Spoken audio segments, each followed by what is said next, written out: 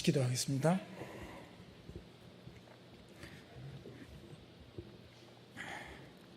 우리를 사랑하시는 하나님 감사합니다.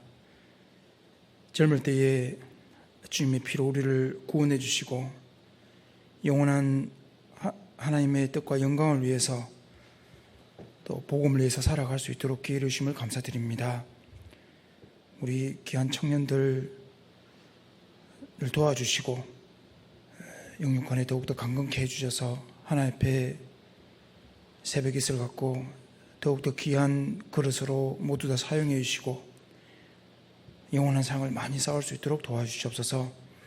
여러 가지 사정으로 함께하지 못한 우리 형제자매님들도 늘 함께 모을 수 있도록 도와주시고 또 같은 은혜로 채워주시옵소서. 또 잠시 후에 있을 또 대집회도 주님 함께 도와주시고 역사하여 주시옵소서. 오늘도 귀한 시간이 되도록 도와주시고 또 부족한 입술 또 듣는 사람 마음을 주장해 주셔서 주님의 뜻만 높아지도록 도와주시옵소서. 예수님의 이름으로 기도드립니다. 아멘. 신약 베드로전서 1장을 보겠습니다.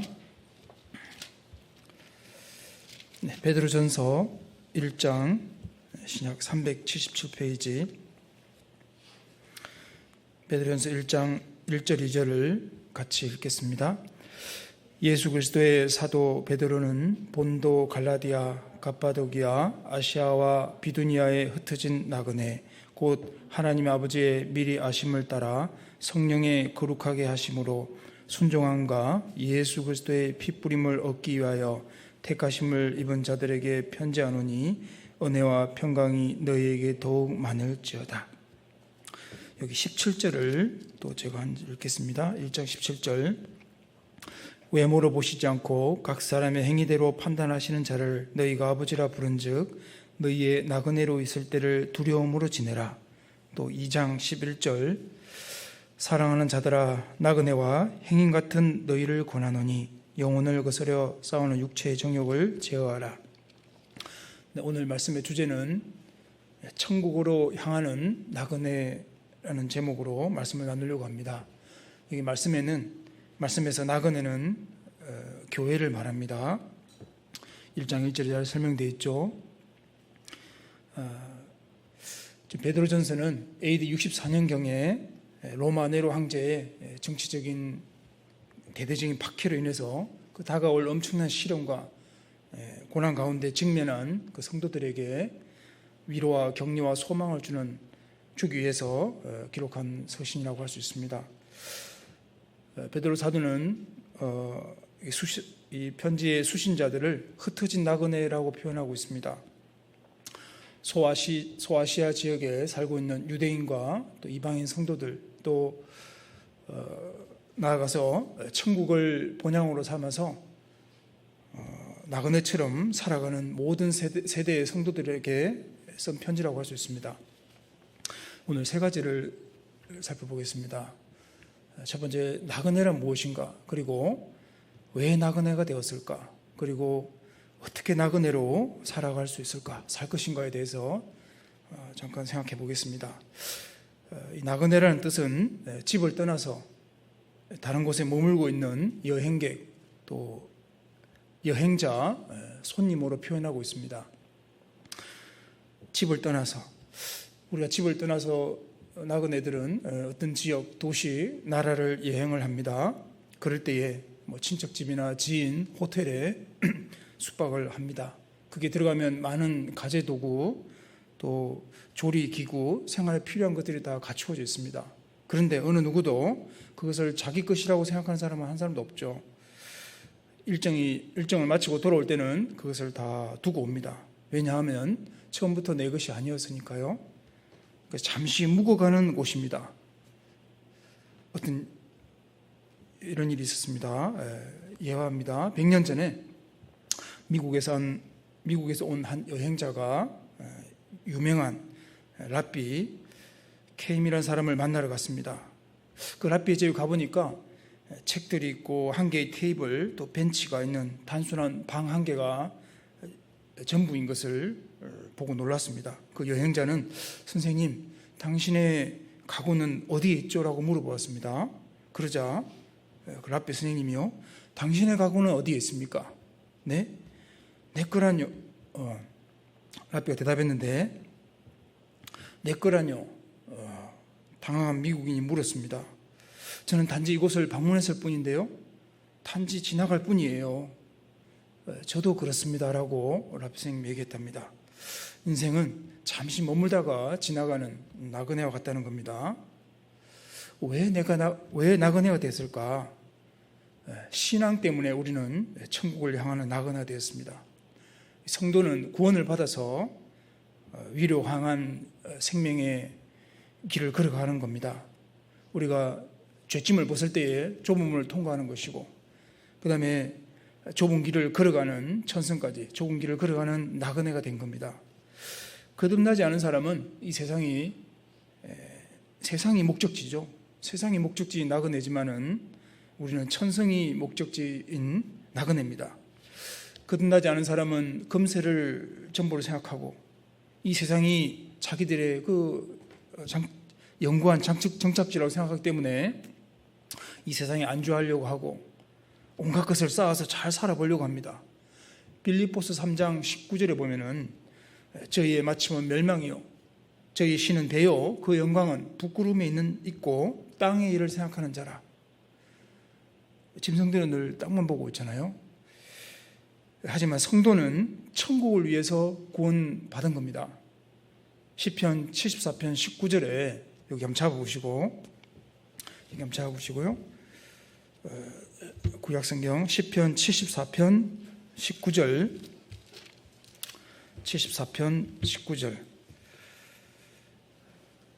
제가 읽겠습니다. 주의 맷 비둘기의 생명을 들 짐승에게 주지 마시며 주의 가난한 자의 목숨을 영영히 잊지 마소서. 자, 맷 비둘기, 산비둘기입니다. 바로 그리스도인의 모습입니다. 들짐승은 불신자의 모습인데, 이 불신자들은, 들짐승들은 땅의 것만을 추구하고 살아가지만 맷 비둘기는 구원받은 사람들의 모습이고 하늘의 것, 위의 것, 신령한 것, 영원한 것을 추구하며 또 천성에다가 마음을 두고 그 소망과 목적을 두고 살아가는 나그네 모습입니다. 또 이런 이야기가 있습니다. 이런 말이 있습니다. 행선지가 분명하고 그것이 신앙지인 것이라면 여행은 순례가 됩니다. 인생은 하나님께로 가는 순례라고 누군가가 주장했습니다. 순례에는 은혜를 받으려는 소원이 따르고 그 은혜를 받으려면 희생이 요구됩니다. 괴로움이 따르지 않는 순례는 생각할 수가 없습니다. 그래서 우리는 순례하는데 은혜를 받으려는 소원이 있고 그 은혜를 받으려면 희생이 따르고 괴로움이 따른다는 겁니다. 근데 이게 남는 거죠. 구약시대의 믿음의 선진들도 자신들을 나그네로 인식하고 있는 것이 성경에 많이 기록되어 있습니다. 우리가 믿음의 조상 아브라함을 보면은 창세기 23장에 그 가장 사랑하는 아내, 친구 같은 아내가 죽었을 때에 너무너무 슬퍼하고 애통했다는 구절이 있습니다. 그리고 약속을 받은 지 62년이 지났는데 그 가나안 땅을 주겠다는 그 약속을 늘 마음에 품었던, 그리고 자신을 나그네로 표현하고 있고 아직 약속이 안 이루어졌지만은 이루어질 걸 믿고 자기는 나그네처럼 살았다고 간증하고 있습니다. 창세기 23장을 보겠습니다. 창세기 23장 1절. 사라가 127세를 살았으니 이것이 곧 사라의 향년이라.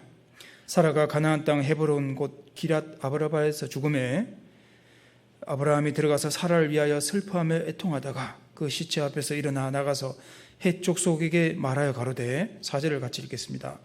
나는 당신들 중에 나그네요 우고한 자니 청컨대 당신들 중에서 내게 매장지를 주어 소유를 삼아 나로 내 죽은 자를 내어 장사하게 하시오. 여기 사라가 127세입니다. 아브라함은 사라보다 10살 위인 137세입니다. 창세기 17장 17절에 보면은 아브라함이 100세고 사라는 90세라고 표현되어 있습니다. 청년들이니까 10살 연상도 괜찮죠? 네. 아브라함은 하나님께로부터 그 창세기 12장에 보면은 75세 때에 가나안 땅을 주시겠다는 그 약속을 받았습니다. 그런데 그 언약하신 이후에 137 빼기 75 하면은 62년이 지났을 때입니다. 62년 동안 어떻게 살았을까? 많은 고통, 눈물, 애통이 있었습니다. 여기 울었다는 표현이 여기 나와 있는데요. 아내와 함께 희로애락을 함께 나누고, 그리고 자기 스스로를 가리켜 여기 4절에 나는 당신들 중에 나그네요 우고한 자다, 그렇게 자처할 정도로 약속은 온전히 성취되지 못하고 있었지만은 자기가 거주하는 땅에서 일반적으로 누릴 소유를 아직 누리지 못하는 사람이라고 자기가 표현하고 있는 겁니다. 나는 나그네다. 우리도 마찬가지입니다. 우리 인생도 우거하는 자, 나그네와 같은 겁니다. 세상 사람들은 이 세상에요, 많은 땅을 사두고 막 물질을 막 모아놓아도 그것을 영원히 소유할 수는 없죠. 이 세상에는 잠시 나그네로 있다가 갈 것이기 때문에, 그렇다고 해서 우리가 세상 삶을 소홀히 할 수는 없습니다. 아브라함도 많은 부와 종들을 누렸다고 성경에 기록되어 있습니다. 창세기 14장 14절에 보면 아브라함이 집에서 연습한 자, 길 이은 자 318명을 데리고 소돔 땅에 살던 롯이 붙잡혀 갔는데 잡으러 간 내용이 나오죠. 318명의 남자들만, 가족까지 합치면 얼마나 많겠습니까? 먹여 살릴 정도로 그냥 부유했다는 거죠. 그 부와 가치를 어떻게 사용할 건가? 아브라함은 자신을 이 세상에 대해서는 나그네로 여기고, 또 그 인간적인 욕심에 집착하지 않고 살았던 겁니다. 오히려 하나님의 청지기로서 자기 시간, 물질, 재능을 하나님의 영광을 위해서 사용하며 살았던 겁니다. 야곱은 어떻습니까? 창세기 47장 9절에 잘 아는 말씀이죠. 바로왕 앞에 가가지고요, 내 나그네 길의 세월이 130년이다. 나의 연세가 얼마 못 되니 우리 조상의 나그네 길의 세월에 미치지 못하나 험악한 세월을 살았나이다. 나그네라는 표현을 2번이나 이야기했습니다. 직역을 하면은 내 머무름의 연의 세월이 130년입니다 라는 뜻이라고 합니다. 그 머물렀다 그런 표현은 우고했다라는 표현과 똑같습니다. 잠깐 머물다 가는 겁니다. 야곱은 이 삶이 잠시 머무는 정도로 130년 살았는데요, 야곱의 인생을 한번 보십시오. 파란만장하잖아요. 과거의 야곱은 자기가 원하는 것이라면, 그걸 얻기 위해서라면 수단과 방법을 가리지 않았던 사람입니다. 교활하다 그런 뜻이잖아요. 형 에서가 배고플 때 팥죽 썰면서요, 장자의 명분을 또 빼앗았습니다. 또 아버지를 속였죠. 어머니 리브가 작전을 짜서 짐승을 죽이고 에서처럼 해서 약속을 받아냈습니다. 이전에 그 과거의 야곱은 이 땅에서 모든 것을 다 얻어야 한다는 인생관을 가진 사람이었습니다. 그걸 얻으려고 막 싸우고 투쟁하고 그런 인생이었습니다. 그런데 세상의 그 모진 풍파를 다 경험한 이후에 인생 말년에 와서 인생이란 이 땅에서 잠깐 머무는 것이다, 그렇게 얘기하고 있습니다. 나그네한 삶을 인식을 딱 바로 갖고 있는 겁니다. 우리도 이 땅에서 이 세상이 영원히 계속되는 것이 아니고, 이 땅의 삶은 잠시 머무는 것에 불과하고 인생은 순례자의 여행과 같다는 겁니다. 이 나그네가 영어 성경에는 순례자라고 표현되고 있습니다. 비지터, 발음이 좀 그렇죠? 방문자라는 뜻입니다. 한자로 보면은 이 순례가 돌순자의 예절 내자입니다. 종교적인 목적으로 성지를 여행하고 도는, 방문하는 그런 뜻이, 방문하는 사람이다 그런 뜻입니다. 순례자. 그래서 우리 성도라면요, 마땅히 내가 잠시 후에 돌아갈 그 천성을, 본향을 생각하면서 자신의 삶을 이끌어가야 한다는 것을 볼 수 있습니다. 모세도 그랬습니다. 모세도 사도행전 7장 29절에 한번 찾아보죠. 나그네라고 설명되어 있습니다. 사도행전 7장 29절, 사도행전 7장 29절, 신약 197페이지 사도행전 7장 29절. 모세가 이 말을 인하여 도주하여 미디안 땅에서, 그 다음 뭐라고 했죠? 나그네 되어 거기서 아들 둘을 낳으니라. 왜 이런 표현을 스데반 집사님이 긴 설교 가운데 이야기하고 있습니다. 모세는 출애굽기 2장에 보면은 애굽 사람을 쳐 죽였습니다.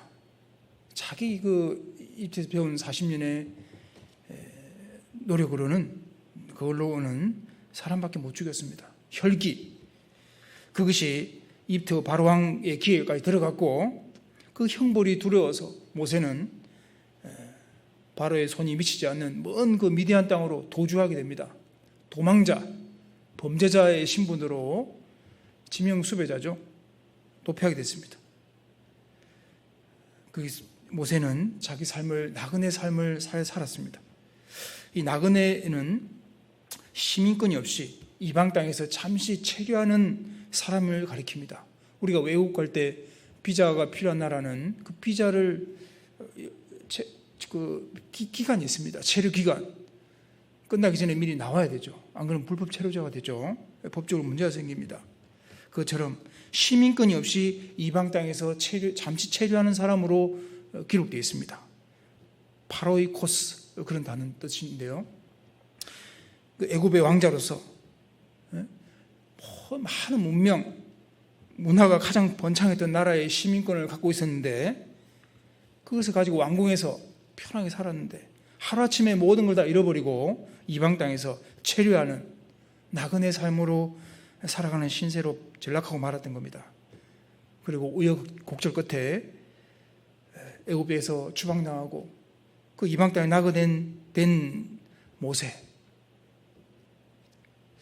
그런데요, 그 배후에 하나님은 모세를 단련시키고 그 히브리 민족, 이스라엘 민족을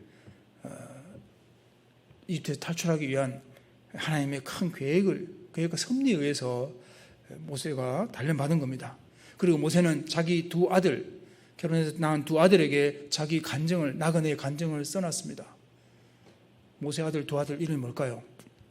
첫째 아들은 게르솜, 둘째 아들은 엘리에셀. 뜻을 한번 찾아보겠습니다. 내가 외국에서 손님이 됐다라고 말하고 있거든요. 출애굽기 18장을 가보겠습니다. 출애굽기 18장 3절 4절.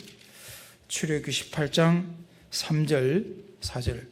그가 그 두 아들을 데렸으니 그 하나의 이름은 게르솜이라. 이는 모세가 이르기를 내가 이방에서 계기 되었다 하며, 하나의 이름은 엘리에셀이라. 이는 내 아버지의 하나님이 나를 도우사 바로의 칼에서 구원하셨다 함이더라. 외국에서 손님이 되었다, 그런 뜻입니다. 나그네 인생에 산 거예요. 둘째 아들 엘리에셀 이름을 뜻을 보면 내 아버지 하나님이 나를 도우셨다. 그 바로의 칼, 당시에 미디안 땅에서요, 그 신변의 안전함을 이제 확보가 됐던 것 같습니다. 그래서 둘째 아들에게 이제 나는 바로의 왕으로부터 안전을 못했다, 그런 것을, 그 나그네 생활을 얼마나 힘들었는지, 이제 안도를 얻게 됐다, 그런 표현을 자기 아들에게 넣어주고 있습니다. 하나님은 그 나그네 삶을 살아간 그 모세를 불러서 대망의 출애굽 역사를 이루어내시는 것을 볼 수 있습니다. 다윗은 어떻습니까? 역대상 29장 15절에 보면은 주 앞에서는 우리 열조와 다름이 없이 나그네와 우고한 자라, 세상의 날이 그림자 같다, 이런 표현을 쓰고 있습니다. 그림자 같아서 머무름이 없나이다. 이 머무르다는 뜻도 잠시 왔다 가는 그 인생의 뭡니까? 나그네 뜻이거든요. 우리 열조와 다름이 없이 아까 말씀드렸던 아브라함, 야곱, 모세처럼 다윗도 나그네 인생을 살았다는 겁니다. 다윗은 이스라엘의 왕이 되었습니다. 많은 통일왕국을 이루고 많은 권세를 이루고 옆에 나라들이 다 조공을 바쳤잖아요. 재물도 있고 부귀영화도 누렸습니다. 그리고 다윗이 성전 짓기를 원하는데 하나님은 허락하지 않았습니다. 그래서 아들 솔로몬이 성전을 지을 수 있도록 많은 것을 준비해 놓고 그때 기록한 겁니다. 역대상 29장이요. 나와 나의 백성이 무엇이간데 이처럼 즐거운 마음으로 주님께 드릴 수 있었습니까? 모든 것이 주께로 말미암았고 주의 손에서 받은 것을 주님께 돌려드렸습니다라고 말했습니다. 모든 것이 주님께로 왔다. 다윗은 잘 알고 있었습니다. 그리고 한 가지 정확하게 알았던 것은 나도 우리도 주님 앞에서 우리 열조처럼 다름없이 나그네와 우구한 자라 손님처럼 잠시 머물렀다 가는 이 세상에 있는 날이 그림자 같고 머무름이 없나이다. 다윗이요 비록 왕이었고 모든 걸 다 누렸지만은 자기 인생이 나그네라는 것을 정확히 알고 있었던 겁니다. 오늘 정말 중요한 주제잖아요. 저는 이 말씀이 좀 많이 위로가 됐습니다. 많이 배웠던 말씀인데 잠시 머물다 가는 존재구나 확실히 깨닫고 있었던 겁니다. 다 놓고 가야 되는 겁니다.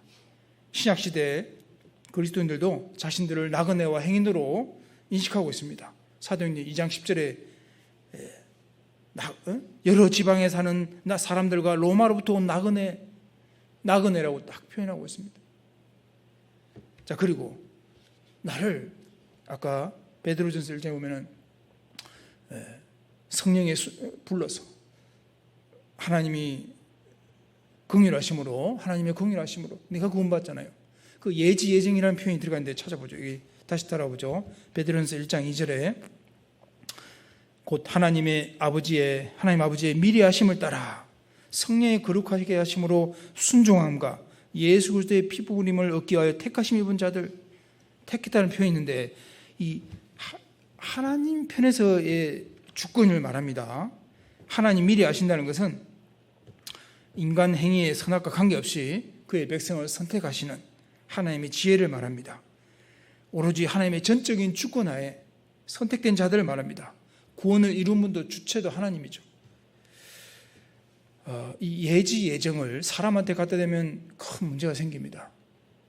이 문제는 다음에 한번 다뤄보겠습니다. 간단히 말하면 이렇게 표현하잖아요. 서울대학교를 1000명을 모집하기로 예정했으면 들어가고 안 들어가고는 합격해야 들어가듯이 에베소서 1장하고 3장에 보면은 창세 전부터 예수 그리스도로 말미암아 구원받은 그 교회 무리를 선택한 겁니다. 거기 들어가고 안 들어가고는 구원을 받아야 들어가는 것처럼. 물론 하나님 편에 다 알고 있죠. 그런데 사람 편에서 다 아는 게 아닙니다. 창세전에 우리를 선택했다는 것은 천당 갈 사람, 지옥 갈 사람을 결정했다는 다 택했다는 게 아니고 창세전에 예수 그리스도를 말미암아 구만 사람들 미리 다 아시고 그 구만 사람들을 말미암아 몸된 교회가 형성이 되고 하나님의 자녀가 되고 거룩한 백성이 될 것을 하나님이 예정했다는 그런 뜻입니다. 구원받고 교회 안에 들어오면 택함에 들어오는 것이고 구원 안 받으면 그 예정 안에 못 들어오게 되는 겁니다. 이 정도로 배워보고 다음에 또 배워볼 기회가 있을 겁니다.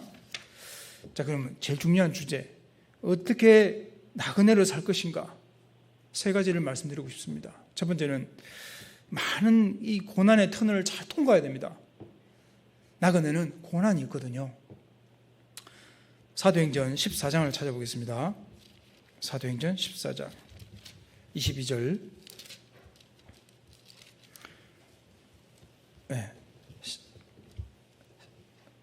사도행전 신약 211페이지 사도행전 14장 22절. 제자들의 마음을 굳게 하여 이 믿음에 거하라 권하고 또 우리가 그냥 읽어보겠습니다. 하나님 나라에 들어가려면 많은 환난을 겪어야 할 것이라 하고. 자, 순례자의 길을 걸어갈 때는 세상의 풍조를 따르지 아니하고 그대로 살게 되기 때문에 많은 주변 사람들에게 비난과 조롱을 받기가 쉽습니다. 세상 사람처럼 안 사니까 그렇습니다. 물고기가 물을 거슬러 올라갈 때는 쉬울까요? 어려울까요? 어렵죠. 이거 헤엄쳐야 되니까. 많은 어려움과 고난이 기다리고 있습니다. 그리스도인들도요. 그래서 순례의 길은 용기와 인내가 필요합니다. 왜? 주님이 주인 되시니까요. 손님과 주인이란 이해가 있는데, 신앙이 좋고 선한 정을 베풀었던 영국의 빅토리아 여왕이 있었습니다. 그는 종종 궁궐을 빠져나가서 서민들과 사귀고 대화하는 것을 즐겼답니다. 한 번은 믿음이 좋은 한 가부의 집을 찾아갔습니다. 여왕은 가부와 함께 신앙 이야기를 나누었습니다. 대화 중에 그 가부의 믿음에 감동을 받은 여왕이 물어봤습니다. 부인을 찾은 손님 중에 가장 고귀한 분은 누구십니까? 하고 물었습니다. 여왕은 가부와 예수입니다 라고 대답할 것을 기대했는데 전혀 뜻밖의 대답이 나왔습니다. 가장 귀한 손님은 두말할 것도 없이 여왕 폐하십니다. 제 생애 최고의 손님은 손님이십니다. 그러자 실망한 여왕은 부인을 찾아주신 최고의 손님은 예수님이 아닐까요? 하고 물었습니다. 그 말에 가부는 빙그레 웃으면서 대답했습니다. 여왕 폐하, 예수님께서는 결코 손님이 아니십니다. 제 주인이십니다. 예수님께서는 제 집에 처음부터 계신 분이시고 저는 그분을 위해 존재합니다. 당신의 예수님은 이렇게 얘기합니다. 당신의 예수님은 필요할 때 부르는 손님입니까? 아니면 당신이 모시고 있는 주인이십니까? 참 의미가 깊죠. 이 가부는요, 예수님을 손님으로 모시고 있지 않고 주인을 모시고 있다는 거죠. 내가 나그네의 삶을 살지만은 늘 주님을 주인으로 모시고 사는. 그래서 베드로전서 그 주인을 모시고 있으니까 주님 말에 순종하고 주님이 고난의 길을 갔듯이 우리도 고난의 길을 걷고 있는 겁니다. 베드로전서 4장 13절에 오직 너희가 그리스도의 고난에 참여하는 것을 즐거워하라. 한번 찾아보죠. 이것은 한번 찾아보겠습니다. 베드로전서 찾아놨으니까 베드로전서 4장 13절, 베드로전서 4장 13절 같이 읽어보겠습니다. 14절까지 읽어보겠습니다. 오직 너희가 그리스도의 고난에 참여하는 것으로 즐거워하라. 이는 그의 영광을 나타내실 때에 너희로 즐거워하고 기뻐하게 하려 함이라. 너희가 그리스도의 이름으로 욕을 받으면 복 있는 자로다. 영광의 영 곧 하나님의 영이 너희 위에 계심이라. 지금 나그네 이끌어가면서 하신 말씀이잖아요. 그리스도의 고난이 있고 그리스도의 영광이 있다는 겁니다. 그리스도의 이름으로 욕을 받으면 복 있는 자다. 왜? 하나님의 영이 그 고난받을 때 같이 계시니까. 무릇 그리스도 예수 안에서 경건하게 살고자 하는 자는 핍박을 받으리라. 사도행전 5장 41절에 보면 사도들은 예수님 이름 때문에 능력받는 일에 합당한 자로 여기심을 기뻐하면서 공의 앞을 떠나니라. 예수님 때문에 핍박받고 고난받는 걸 기뻐했다고 되어 있습니다. 어떤 일을 할 때나 공부할 때도 마찬가지고 하기 싫은데 하는 거하고 좋아하면서 하는 건 다른 거죠. 책을 읽을 때도 좋아하면서 하면 얼마나 재미있겠습니까? 읽기 싫은데 읽으면 참 힘들죠. 농사도 그렇고. 그래서 이제 자기 하는 일을 즐거워하는 사람은 계속 할 수가 있겠죠. 사도들은 고난받기에 주님을 위해서 능력과 고난받기에 합당한 자로 생각하면서 기뻐했다. 이 다윗을 보면 고난을 잘 통과하고 하나님 마음에 합한 사람으로 기록되어 있습니다. 사도행전 13장 22절에 내가 이새의 아들 다윗을 만나니 내 마음에 합한 자라. 다윗은 하나님 마음에 딱 합했던 사람을 되어 있습니다. 다윗이 어떻게 살았습니까? 물론 좋은 말씀 많지만은 저는 그 시편 18편 29절 말씀에 사무엘하 23장에 있는 말씀인데요. 한번 찾아보겠습니다. 시편 18편. 다윗이 이렇게 살았습니다. 고난이 있을 때마다. 시편 18편 29절. 18편 29절. 내가 주를 의뢰하고 적군에 달리며 내 하나님을 의지하고 담을 뛰어넘나이다. 내가 주님을 의지하고 적군에 달린다. 내 하나님을 의지하고 담을 뛰어넘는다. 주님 의지하고 고난의 담을 잘 뛰어넘었습니다. 우리가 철로 역정도 한번 보시면요, 성경 담을 많이 읽히는 그 존 본이 쓴 철로 역정, 순례의 길이 뭔지 그 나그네의 인생입니다. 애니메이션도 나왔잖아요. 무거운 잿짐을 지고 손에는 성경책을 들고 있습니다. 책을 읽기 시작했는데 이 세상이 장차 망할 성이구나. 그걸 깨닫고 더 이상 참을 수가 없어서 내가 어떻게 해야 되냐? 답이 없어요. 그래서 짐 쌌습니다. 나가려고 이제 이 답을 찾으러 가려고 하잖아요. 아내와 자식들이 맞습니다. 아버지 왜 그러세요? 그리고 친구들이 따라오면서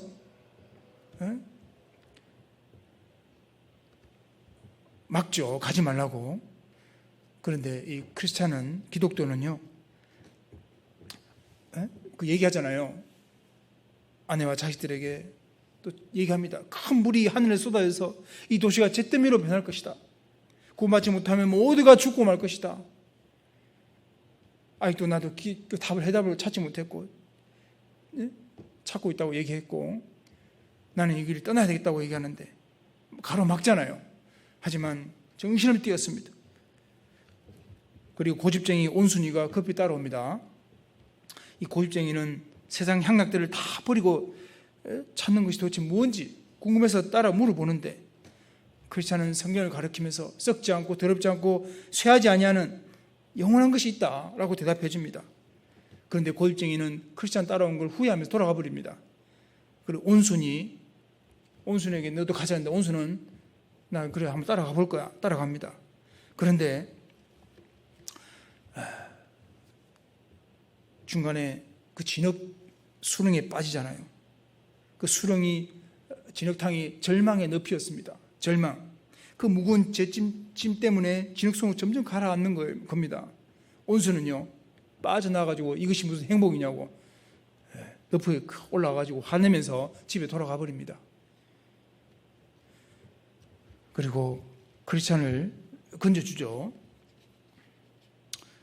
그리고 계속 나그네 길을 갑니다.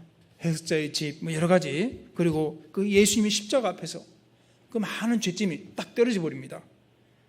십자가 위로 올라가는 순간, 십자가를 바라보는 순간 어깨로 짐이 딱 풀려지고 벗겨지고 이제는 순례의 길, 그 좁음을 통과하고 그 좁은 길, 순례의 길을 걸어갑니다. 많은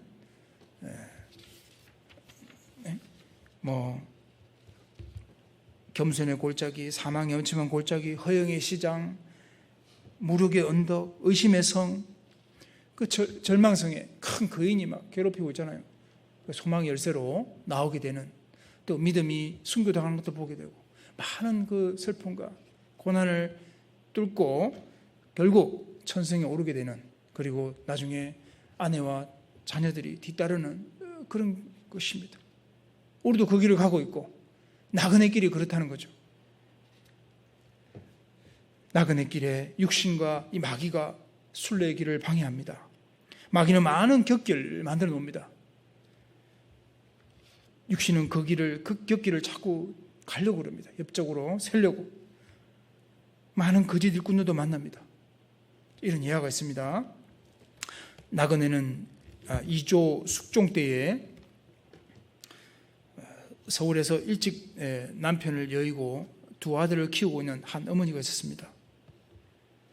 생계가 곤란해서 남의 집 바느질도 해주고 그 알뜰하게 돈을 장만해서 아들 학생 형제들을 가르쳤다고 합니다. 하루는 비가 내리는데 비방울이 떨어지는 곳에서 금속 소리가 났답니다. 이상히 여기면서 주위를 파보니까 큰 가마니 안에 은이 가득 차 있는 겁니다. 깜짝 놀란 이 학생 어머니가 한참 생각하다가 그것을 전부 다 더 단단히 묶어가지고 단단히 딴 데다 묻어놨습니다. 이 일이 있은 후에 이제 이 학생 어머니는 이 집을 속히 팔아달라고 말했습니다. 자기 오빠한테요. 그리고 조그마한 집을 구입해서 전과 다름없이 바느질로 생계를 이어가며 두 아들을 가르친 결과 이 학생 형제가 훌륭한 인물이 됐다고 합니다. 어느 해에 학생 어머니는 오빠를 초대하고 두 아들을 불러서 옛날 집에서 그 은가마니를 묶고 온 얘기를 해줍니다. 깜짝 놀라서 그 이유를 묻는 오빠에게 이 어머니가 이렇게 대답했답니다. 아무런 수고 없이 큰 재물을 얻으면 반드시 뜻하지 않는 재앙이 있을 것이다. 어릴 때의 의식, 이 옷과 먹는 게 편하면은 학업에 힘쓰지 못할 것이고, 궁한 것을 알지 못하고, 궁한 것을 알고 고생을 해보아야만 사는 것이 귀하다는 것을 알 수 있을 것입니다 라고 말했습니다. 이 말을 들은 오빠와 두 아들은 깊은 감명을 받고, 두 아들은 무수한 고생 가운데서도 진실하고 아름답게 산 자기 어머니를 자랑스럽게 생각하고 훌륭하게 살았다고 합니다. 그리고 이 나그네 길 또 여행할 때 방해하는 것들이 우리 잘 아는 육체의 정욕, 또 이 육체의 정욕이 있는데요. 아까 베드로전서 2장 11절에 한번 찾아보죠. 베드로전서 2장 11절. 사랑하는 자들아, 나그네와 행인 같은 너희를 권하노니 영혼을 거스려 싸우는 육체의 정욕을 제어하라. 영혼, 속사람입니다. 거스르는 대적하다, 반대하다는 against 그런 뜻입니다. 이 속사람, 하나님을, 그 성령을 거스려 싸우는, 대항하는 반대 세력이 있다는 겁니다. 육체의 정욕. 성경에는 베드로전서 1장 23절에 거듭난 것은 말씀으로 거듭났다 했고, 이제 육신적인 것들을 남아있으니까 버리라고 얘기하는 겁니다. 육체의 정욕을 제어하라고 하신 것은 육체가 남아있고 영혼을 거스려 싸우기 때문에,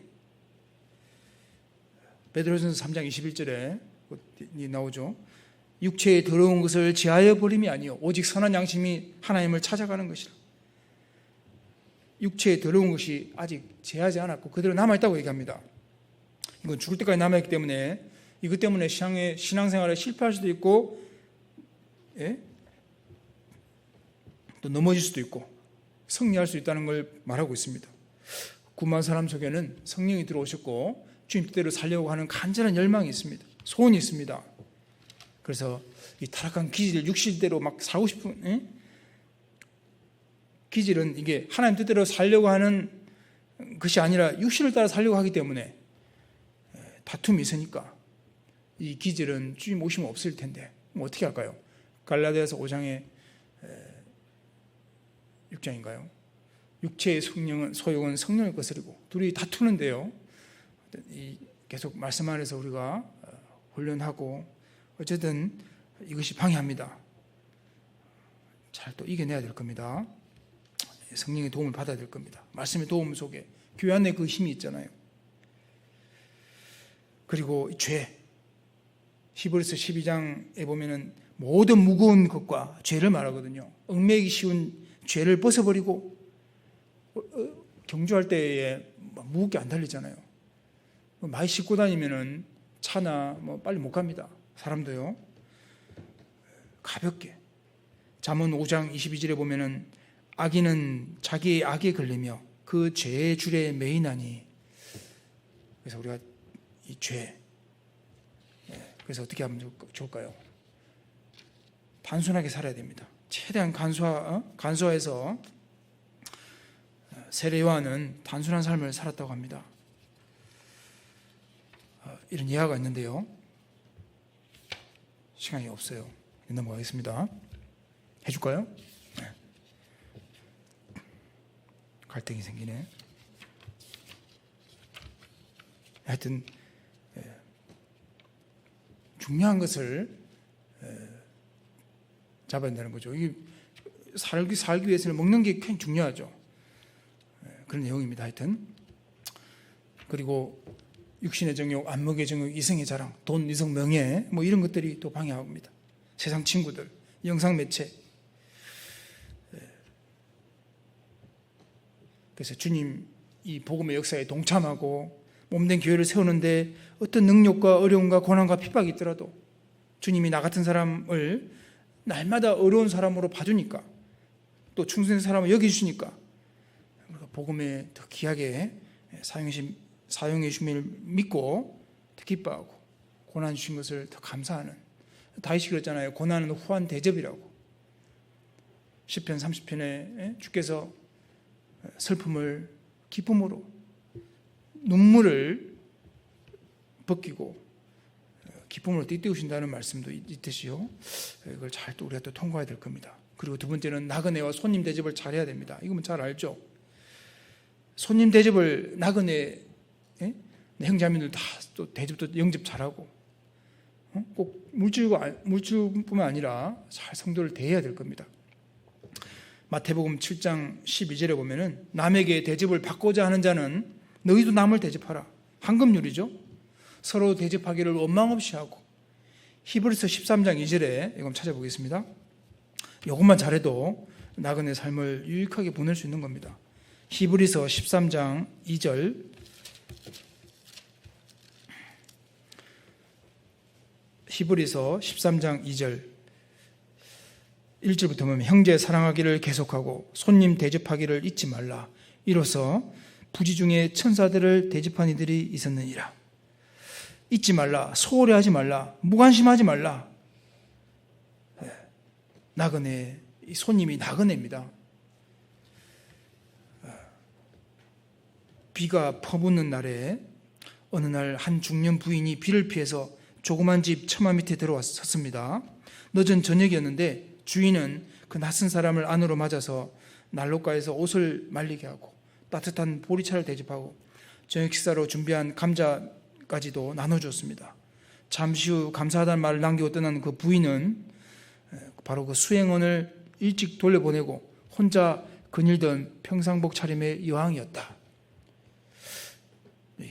우리 주님을 부지 중에 천사들을 또 주님을 아브라함은 주님을 만났잖아요. 예수님을요. 롯은 말씀대로 안 사니까 천사들 만나서 심판당할 거라는 경고받았지만은 아브라함은 믿음 가운데 사니까 주님을 만나고 복받는 인생을 바뀌죠. 그래서 나그네와 손님 대접은 중요한 사역입니다. 계속 성경에 이것을 말하고 있습니다. 성도들의 쓸 것을 공급하며 손 대접하기를 힘써라. 손님을 대접하는 것은 습관이 되어야 한다는 그런 말입니다. 유대인들은 이런 자문이 있답니다. 나그네를 대접하는 일은 하나님 이름에 경외심을 표하는 것보다 위대한 일이다. 우리가 순례의 길을 걷기 위해서는 나 혼자는 안 되잖아요. 주님과 함께 걷고 주님과 함께하는 성도들과 함께 걷는 것이 가장 안전한데 같이 서로 도와주고 돕는, 또 불쌍한 영혼들도 이 순례의 길에 동참할 수 있도록 잘 독려해주고 도와줘야 될 겁니다. 그래서 야고보서 5장 맨 끝에 보면요, 진리를 떠난 자를 돌아서게 하면은 형제들 중에 미혹해서 형제자매를 잘 붙잡아 주는 것은 죄인을 건지는 그런 상이 있을 거라고 말하고 있습니다. 나의 사랑, 나의 어여쁜 자야, 일어나서 함께 가자. 나만 갈 것이 아니라 같이 대접해서 이끌어주고 연락해주고 챙겨주는, 그것이 또 나그네가 할 길입니다. 마지막으로 순례의 길을 끝까지 조심스럽게 걸어가야 됩니다. 아까 베드로전서 1장 17절에 너희의 나그네로 있을 때를 두려움으로 지내라 했잖아요. 베드로전서 3장을 보겠습니다. 베드로전서 3장 10절, 베드로전서 3장 10절부터 12절 같이 읽어보겠습니다. 그러므로 생명을 사랑하고 좋은 날 보기를 원하는 자는 혀를 금하여 악한 말을 그치며 그 입술로 계율을 말하지 말고 악에서 떠나 선을 행하고 화평을 구하여 이를 쫓으라.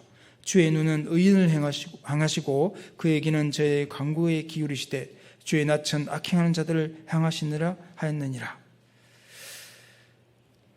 조심스럽게 혀를 금하여 악한 말을 그치고 거짓말도 하지 말고 악에서 떠나고 화평을 구하고, 왜? 주님이 나를 늘 보고 있으니까.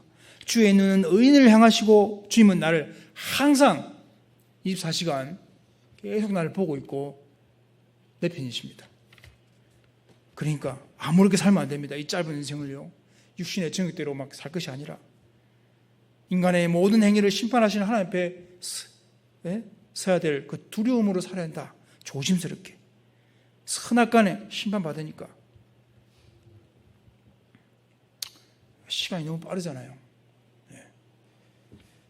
그리고 최종 목적지가 천국입니다. 디모데후서 4장에 보면은 내가 믿음의 선한 싸움을 싸우고 나의 달려갈 길을 마치고 믿음을 지켰으니 이제 후로는 나를 위하여 의의 면류관이 준비되어 있고 내게만 아니라 주의 나타나심을 사모하는 모든 자에게니라. 면류관 받을 날이 오고 있으니까 그래서 이 천국을 위해서 우리는 전심전력 해야 될 겁니다. 끝까지 주님이 기다리고 계시니까요. 목적지 끝에는 주님이 계십니다.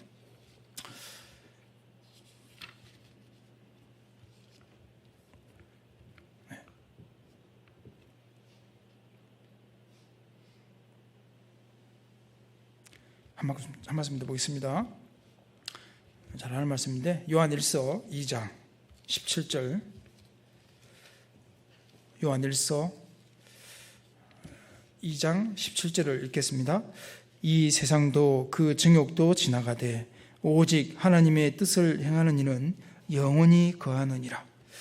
오늘 나그네 배웠는데 목적지가 있는 나그네입니다. 우리는 잠시 머물다가 가는 이 세상 잠깐이고, 내가 주님 뜻 가운데 구원받았고 다 나그네로 살고 있는 겁니다. 하지만 이것이 영원히 남는 거고 조심스럽게 끝까지 이 길을 가야 될 겁니다. 뭘 찬송을 잘하면 부를 수 있겠지만은 제가 이제 몽골에서 많이 불렀었거든요. 이 노래를 많이 불러주시더라고요. 또 제가 처음 갔는데 이 찬송을, 멀고 험한 이 세상길, 소망 없는 나그네 길, 방황하고 헤매이며 정처 없이 살아왔네. 구원 안 받을 때 이렇게 살았죠. 3절에 보면은 눈물로서 회개하고 아버지 품에 안기어 죄악으로 더럽힘은 십자가에 못 박았네. 죄는 끝나버렸습니다. 십자가에서요. 구원함을 얻은 기쁨, 세상에서 제일이라 영광의 길 허락하신 내 주 예수 찬양하네. 나그네 길은 영광스러운 길입니다. 그래서 오늘 천성으로, 천국으로 향하는 나그네, 우리는 천국으로 하루하루 나아가는 길을 가고 있습니다. 여기까지 하겠습니다.